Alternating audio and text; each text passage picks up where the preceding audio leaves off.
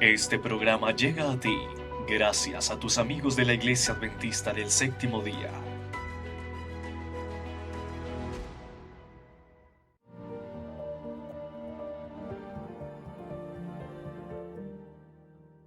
Hola amigos, bienvenidos a su programa Amor Escrito con Sangre. Soy Henry Beltrán y deseo compartir con ustedes un mensaje de esperanza, de amor y de confianza en Cristo Jesús, nuestro amante Salvador.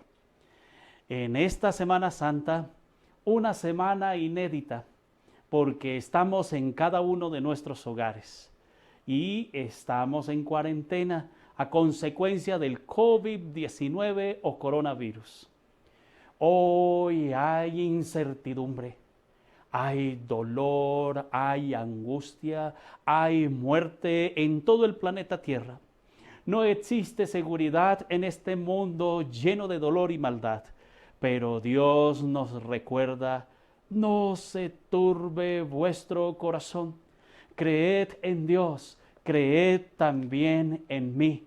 Lo describe en Juan capítulo 14, el versículo 1. ¡Qué maravilloso es Dios! Nos recuerda: no se angustie, crea en mí. En las Sagradas Escrituras, en Génesis capítulo 3, el versículo 15 nos dice lo siguiente: pondré enemistad entre ti y la mujer, entre tu simiente y la simiente suya. Esta te herirá en la cabeza y tú la herirás en el talón. Querido televidente, ¿alguna vez sufrió por una calumnia o mentira? ¿Fue fácil probar su inocencia? En la historia bíblica, Dios sufrió graves acusaciones de parte de Satanás. Después de tolerar por largo tiempo la obra de engaño del ángel caído, Dios finalmente tuvo que expulsarlo del cielo. En una descripción que revela la expulsión del cielo completada en la cruz, Juan vio que fue lanzado fuera el gran dragón, la serpiente antigua que se llama Diablo y Satanás, el cual le engaña al mundo entero, y fue arrojado a la tierra, y sus ángeles fueron arrojados con él. Lo describe el libro de Apocalipsis, el capítulo 12, el versículo 9. Como también ya vimos, un tercio de los ángeles de Dios acompañó a Lucifer en su rebelión y también fueron expulsados.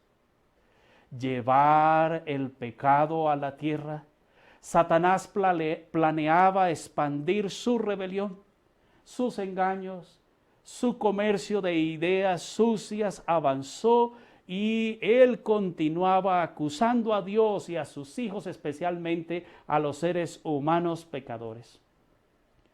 Solo en ocasión de la muerte de Cristo, las mentiras del enemigo fueron completamente expuestas. Una escritora cristiana, Elena White, en uno de sus libros bestseller, denominado El deseado de todas las gentes, en la página 706 dice lo siguiente: hasta la muerte de Cristo, el carácter de Satanás no fue revelado claramente a los ángeles, ni a los mundos que no habían caído. El gran apóstata se había revestido de tal manera de engaño que aún los seres santos no habían comprendido sus principios. No habían percibido claramente la naturaleza de su rebelión.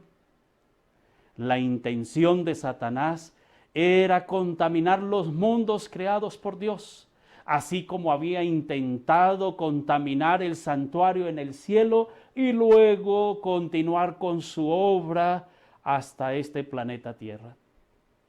El enemigo de Dios buscó el éxito en el jardín del Edén, el hogar de la primera pareja de la familia humana. Pero ¿qué dice la Biblia sobre el jardín del Edén?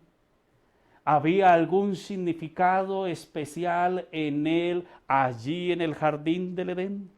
Pues bien, el libro de Génesis, el capítulo 2, los versículos del 4 hasta el 24, vemos términos importantes y conceptos que se relacionan al mensaje del santuario en el Antiguo Testamento. Después que el ser humano fue formado del polvo de la tierra y que Dios sopló en su nariz aliento de vida, el libro de Génesis declara: Jehová Dios plantó un huerto en Edén, al oriente, y puso allí al hombre que había formado, lo dice Génesis capítulo 2, el versículo 8. Por lo tanto, el jardín del Edén fue creado no solo para servir de habitación, sino también como un punto de encuentro con el Creador. Qué maravillosa historia nos describe el libro de Génesis. Un hogar especial para Adán y Eva. Ese hogar donde ellos tenían que relacionarse con su Creador. Un hogar donde Dios Padre y sus hijos creados se reunían para poder dialogar y verse, pero lamentablemente Satanás vino a este planeta Tierra y trajo dolor, sufrimiento, y allí en el planeta Tierra lamentablemente continuó con su obra devastadora, allí en el jardín del huerto del Edén. Es importante entonces que al mirar en las Sagradas Escrituras encontramos este desenlace, como lo menciona la palabra de nuestro Dios. Todo allí en el jardín del Edén era maravilloso. Es importante que el jardín estaba ubicado en la parte oriental del Edén, según Génesis capítulo 2, el versículo 8. Y a la entrada del antiguo santuario estaba mirando hacia el oriente. Pero vean lo importante aún, en el huerto del Edén habían fuentes de agua. El jardín era regado por un río que salía del Edén y se dividía en 4 brazos, lo describe Génesis capítulo 2, el versículo 10. Las fuentes de agua también estaban asociadas al santuario y había una fuente o laboratorio de bronce que quedaba en la entrada del santuario. Pero allí en el huerto del Edén alguien podría pensar, ¿será que Adán y Eva trabajaban? Claro que sí. La primera pareja debía labrar y cuidar el jardín, lo describe Génesis capítulo 2, el versículo 15. En hebreo los mismos 2 verbos son usados con relación al servicio de los levitas en el tabernáculo. Por lo tanto, varias de las acciones que realizaba Adán y Eva en el huerto del Edén, también el pueblo de Israel las tenía en el santuario terrenal. Pero describe la palabra de Dios que en el huerto del Edén ellos allí regaban las plantas. Ellos allí, las figuras relacionadas a plantas, estaban presentes en los objetos y en partes de todo el santuario, las cuales recordaban a un árbol especial que había en el huerto del Edén. Y ese árbol era el árbol de la vida, y a la belleza natural del jardín recién creado por Dios engalanaba ese cuadro pintoresco de Dios para la raza humana. Pero es interesante que después que el hombre pecó, describe las Sagradas Escrituras que en el huerto del Edén habían querubines. Y Dios colocó los querubines para que el hombre no fuera a ingresar al huerto del Edén. Por lo tanto, ellos cuidaban el huerto. Después de la entrada del pecado, los querubines comenzaron a guardar la entrada al jardín. Lo dice Génesis capítulo 3, el versículo 24. Había representaciones de 2 querubines en el lugar santísimo del santuario. Sí, en el lugar santísimo también había 2 querubines. Pero vean lo importante, ese paralelo entre el huerto del Edén y de igual manera el santuario terrenal, describe las Sagradas Escrituras que después de la entrada del pecado en el jardín, Dios realiza un acto de juicio, o sea, hace preguntas, evalúa la situación con base en lo que había escuchado de la primera pareja y dicta sentencias. Sin embargo, dadas las necesidades de Adán y Eva, les proporciona a ellos cuando pecan en el huerto del Edén ropas de cuero de un animal muerto. Qué interesante es nuestro Dios. Cuando Adán y Eva desobedecen, allí en el mismo instante inició el plan de redención para el hombre. La paga del pecado es la muerte, pero describe las Sagradas Escrituras que cuando Dios observó a Adán y a Eva que habían desobedecido, ellos tenían que morir.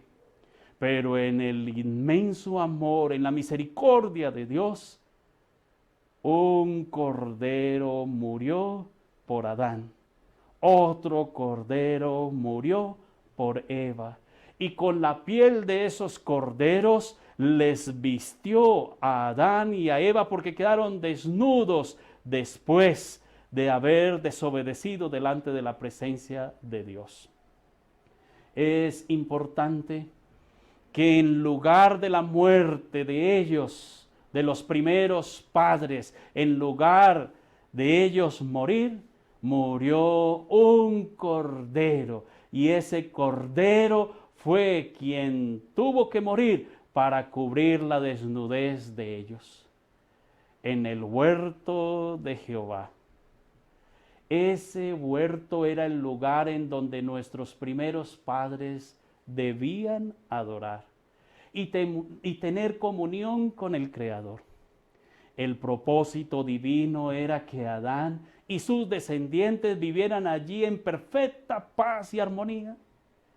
Adán y Eva, los primeros seres humanos, fueron creados como agentes morales libres.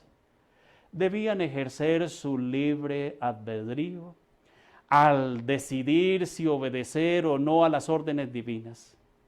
En el fuego cruzado de la guerra entre el bien y el mal, debían elegir un lado, la voluntad de Dios, o la rebelión y el distanciamiento. Pero ¿cuál fue la prueba aplicada para el hombre allí en el huerto del Edén? ¿Cómo nuestro planeta fue contaminado por el pecado? ¿Saben, queridos televidentes? Hoy en día estamos angustiados. Hay este virus letal que ha quitado la vida a miles de personas en el mundo. Hoy estamos confinados en cada una de nuestras casas. No podemos salir libremente. La orden es quedarnos en casa y la estamos cumpliendo. Pero es probable, querido televidente, amigo, que sigue la señal de este canal, que te preguntes, ¿y por qué tengo que quedarme encerrado? ¿Por qué este planeta Tierra tiene que pasar por muerte, enfermedad? ¿Por qué hay terremotos? ¿Y por qué hay tanto dolor y sufrimiento? Permítame recordarte que Dios no creó el mal. Dios no trajo consecuencias funestas para la raza humana. Dios creó al hombre libre para que disfrutara del jardín del Edén. Un jardín maravilloso donde ellos podían caminar libremente. Un jardín donde los animales no le hacían daño al hombre ni entre sí, sino era un lugar maravilloso. Pero un intruso vino y rompió con esa libertad, con esa felicidad, y ha traído consecuencias funestas para la raza humana. La Biblia nos recuerda que la paga del pecado es muerte. Por lo tanto, cuando el hombre desobedeció, vino la muerte, vino los virus, vinieron todas las consecuencias funestas que estamos viviendo hoy. Pero Dios dio a Adán la siguiente orientación. Y él le dijo a Adán: de todo árbol del huerto podrás comer, pero del árbol del conocimiento del bien y del mal no comerás, porque el día que comas de él, ciertamente morirás. Lo dice Génesis capítulo 2, los versículos 16 y 17. Esa era la prueba, y el obedecer o no a las órdenes divinas resultaría en vida eterna o en muerte eterna. Trágicamente, Adán y Eva desobedecieron la clara orientación divina y comieron del fruto prohibido del árbol del conocimiento del bien y del mal. El problema no estaba en el fruto en sí, sino en el acto de desobediencia y principalmente en sus motivaciones. Al comer del fruto, ellos creían que podrían ser como Dios. Allí habría un componente de audacia, orgullo y soberbia. El resultado natural de la desobediencia era la muerte, pero la mayor pérdida no fue la expulsión del jardín, sino la pérdida más grande era de estar delante de la presencia de Dios. El apóstol Pablo explica de la siguiente manera. Él dice que la serpiente, es decir, Satanás, con su astucia logró engañar a nuestros primeros padres y llevarlos a desobedecer. Lo dice 2 Corintios capítulo 11, el versículo 3. El enemigo prometió que ellos serían como Dios, lo que de cierta manera ya eran, pues el ser humano había sido creado a imagen y semejanza divina. Sin embargo, por el acto de desobediencia a Dios, dejaron de ser semejantes a Él y se volvieron más parecidos al enemigo de Dios, pues comenzaron a mentir, a acusarse mutuamente, que es la forma en la que Satanás actúa. El pecado distorsiona la imagen divina en el ser humano. Aún así, Dios en su infinito amor y misericordia no permitió que se dejara sin esperanza y condenados a la muerte eterna. Él proporcionó un sustituto en el mismo escenario en el que surge el pecado. Ocurre la manifestación más linda de amor y gracia. Querido televidente, ahora llega la más excelente noticia para cada uno de nosotros. ¿Cuál fue la solución divina entonces al problema del pecado? ¿Cómo Dios salvaría a los seres humanos de la muerte eterna? Dios había sido claro en sus orientaciones, porque el día que de él comas, dijo Dios, ciertamente morirás. Lo describe Génesis capítulo 2, el versículo 17. La muerte sería la consecuencia natural de la desobediencia. Así, después del pecado, Dios podría actuar solo de una de estas tres maneras. Podría haber dejado que la primera pareja muriera como resultado de su desobediencia. Y eso no sería para nada justo, pues el hombre había sido advertido previamente, pero Dios tendría que tomar una decisión. Podría tal vez abolir sus propias palabras que prohibía a la pareja de participar del fruto, pero las palabras y las leyes de Dios no pueden ser cambiadas. Óigase bien, las leyes de Dios no pueden ser cambiadas. Y en tercer lugar, Dios podría ejecutar la sentencia contra un sustituto a fin de librar a los seres humanos culpables. Fue exactamente lo que hizo Dios. Un animal murió en aquel día cuando la primera pareja pecó en el huerto del Edén. Un corderito murió por Eva y otro corderito murió por Adán. Un sustituto. Y con la piel de esos dos corderos le hizo una túnica a Eva y otra túnica a Adán.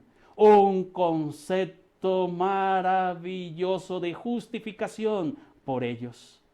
El primer sacrificio simbolizaba a aquel que moriría en lugar del ser humano.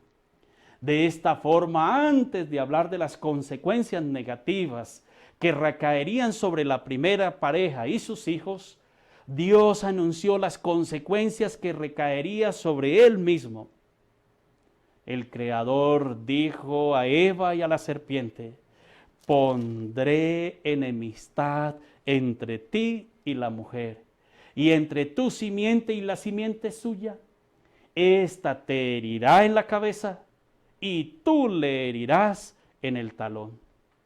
Dios sería herido, pero en ese proceso aplastaría la cabeza de la serpiente, decretando el fin del mal. Con el pecado hubo un acercamiento mortal entre la serpiente, es decir, Satanás, y la humanidad.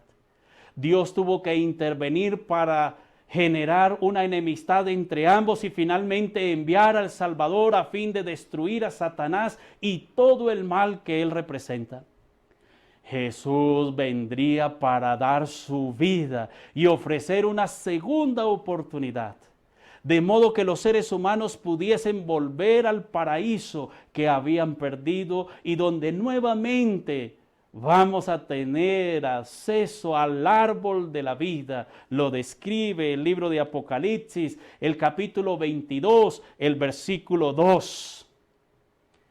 Es importante entonces que vendría para herir la cabeza de la serpiente. ¿Saben, queridos televidentes? La palabra herir en realidad significa aplastar.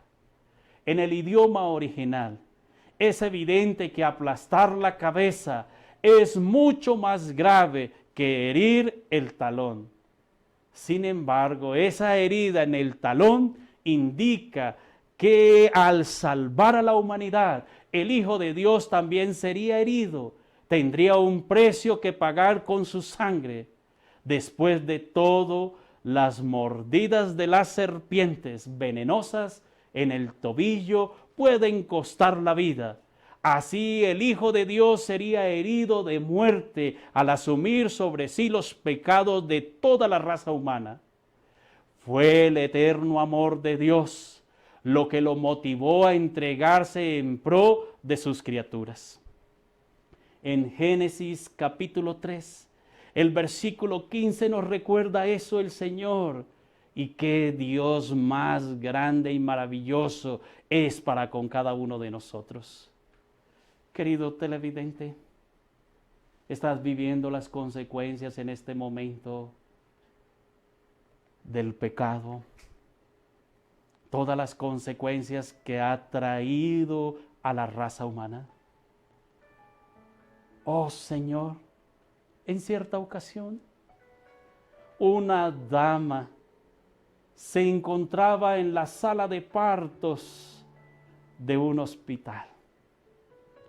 Y ella había leído las consecuencias funestas cuando Dios le dijo a la mujer: con dolor darás a luz tus hijos. Y ella era su primer parto. Y allí en la sala donde se encontraba, el personal médico le estaba atendiendo, pero ella pasaba por un momento muy difícil. Querida dama, sé que entiende, porque ella gritaba y decía: Señor, perdona a Eva, qué terrible es dar a luz los hijos. Y continuaba gritando: Señor, Señor, perdona a Eva. Querido televidente, aunque esto nos produzca risa, sabemos que las consecuencias son terribles para la raza humana, porque ha traído enfermedad, ha traído muerte, ha traído dolor y sufrimiento. Pero hay una muy buena noticia: el Hijo de Dios vino a este mundo para que todo aquel que en Él cree no se pierda, sino que tenga vida eterna. Así como Dios en el huerto del Edén, allí en ese momento cuando ellos desobedecieron a Adán y a Eva, murió el Cordero para poder ser vestidos.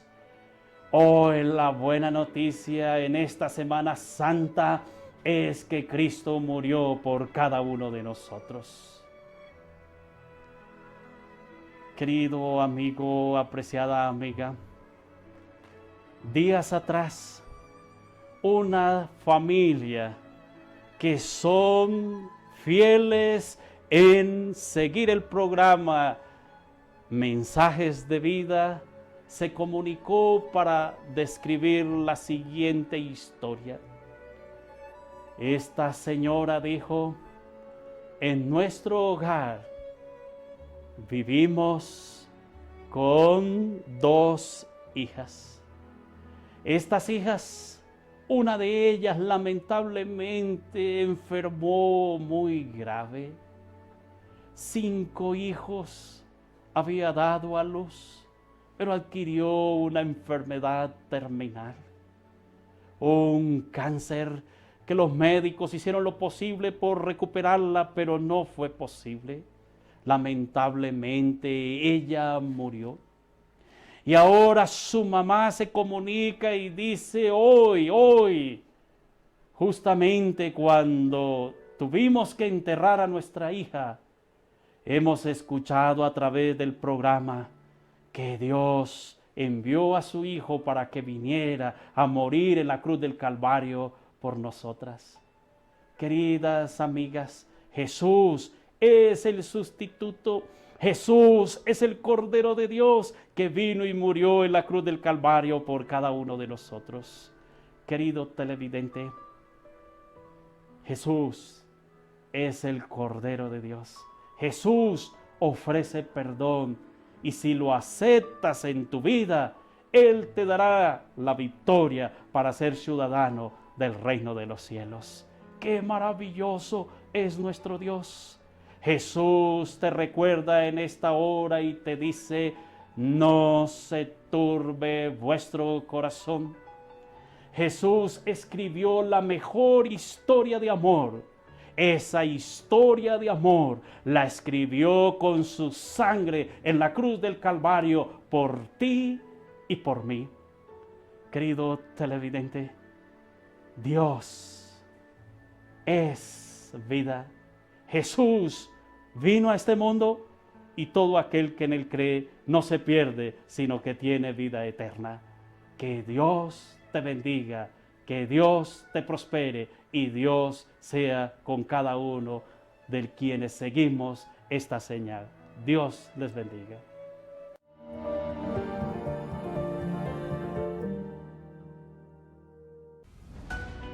Este programa llega a ti gracias a tus amigos de la Iglesia Adventista del Séptimo Día.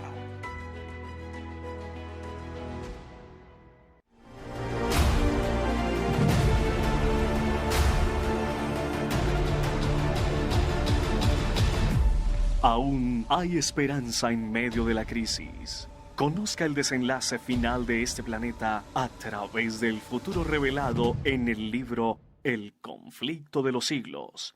Siga paso a paso los acontecimientos finales de la historia desde el presente hasta lo que va a acontecer en la segunda venida de Cristo. El conflicto de los siglos. una luz en las tinieblas.